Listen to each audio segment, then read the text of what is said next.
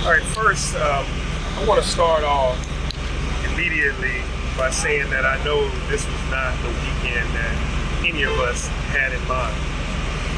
People were planning parties, people wanted to go to concerts, events in our city. But this is not the weekend that we anticipated for both our residents, our businesses, nor any of our visitors that are here to Atlanta. And we were expecting to have this concluded by now. We recognize that this water main break has been in this state of repair for over 24 hours now and impacted a lot of activities and a lot of businesses and residents throughout the city of Atlanta. And family plans have likely been impacted, as well as our businesses and visitors and just life in general. Let me just be clear that these people are working tirelessly. They are working as fast as humanly possible and as carefully as humanly possible to resolve this situation as quickly as possible. We have experienced a few setbacks in our timeline has been delayed for completion of all repairs. At this time, I cannot give you a definitive time when full water service will become available. Since 5 p.m. yesterday, city crews like the ones you see out here have been repairing water main breaks on a 48-inch line and a 36-inch transmission line right here on Joseph Boone and James B. Brawley. This is the line that has caused most of the outages and the low pressure that you've seen in downtown Atlanta and in our in-town areas and neighborhoods. And then we are also addressing a second major break, which is on 11th and West Peachtree.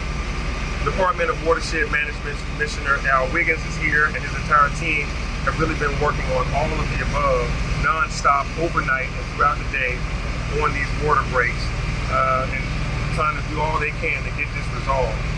As we work through this, we have mobilized additional resources, including our emergency management people, the Atlanta Fire Rescue Department, Atlanta Police Department, our Office of Constituent Services.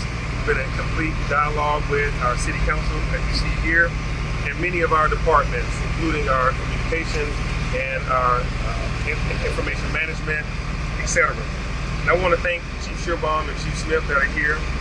We have provided water pallets and water for drinking and sanitary needs at 5 of our fire rescue stations across the city.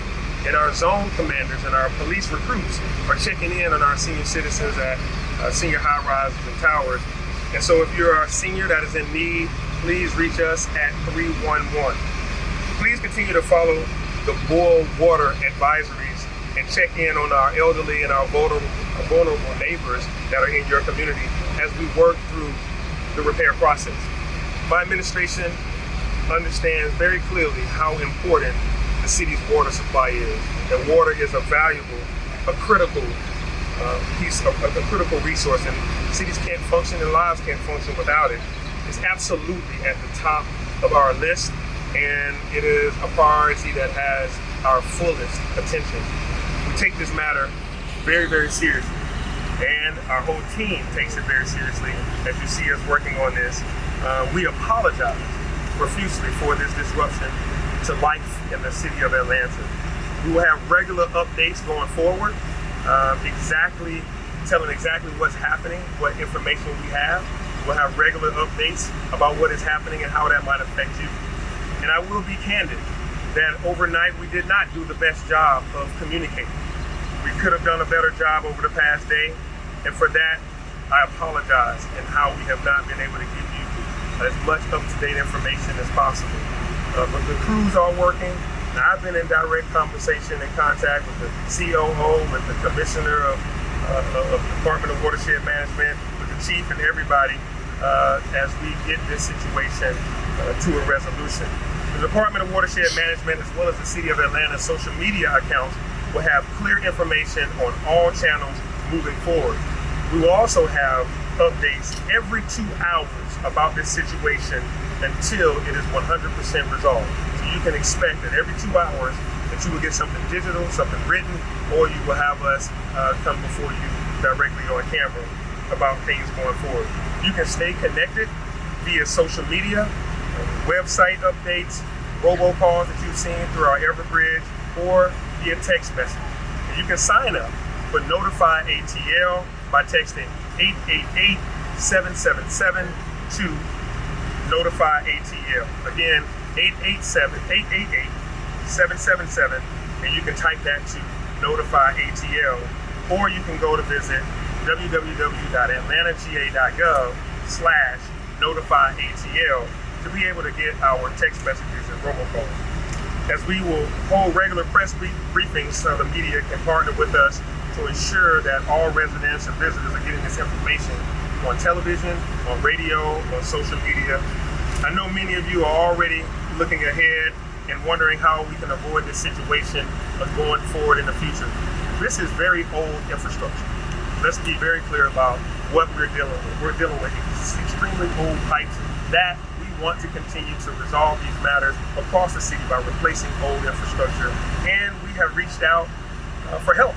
We're looking for expertise from engineers and including other folks that are top of class engineers and people from the Southern Company, Georgia Power, who deals with outages and things all the time, to know how to resolve those and help the public get access to information and to get solutions resolved.